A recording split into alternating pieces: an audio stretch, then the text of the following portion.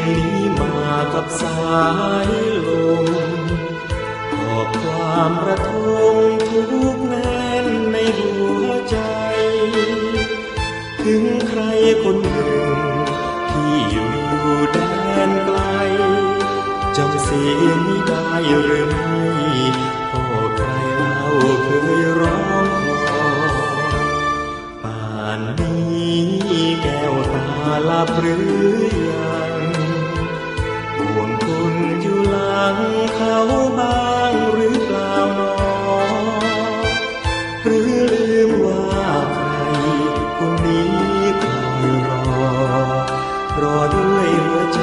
ที่ฟอสุดท้อและน้อยใจวันไหนถ้ามีเวลาว่างจดหมายมาบ้างอย่าทำเงียบไปกลัวความว้าเหวจะหันเหดวงใจลืมเพื่อนคนอยู่ไกลทิ้งให้นั่งกินน้ำตาฝากเพลงนี้มาช่วยย้ำเตือน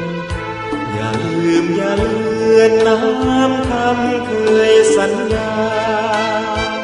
เห็นใบไม้ร่วงกิ่งเฉาโรยราอกรัวร้าวใจจีนตาวันรักจะลับ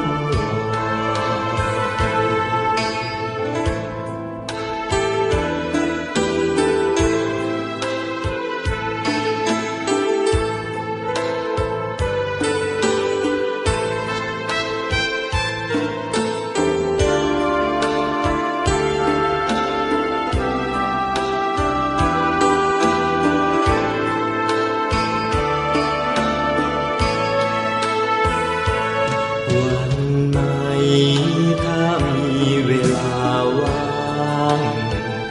จดหมายมาบ้างอย่าทำเงียบไปกลัวความว้าเหวจะหันเหดวงใจลืมเพื่อนคนอยู่ไกลทิ้งให้นั่งกินน้ำตา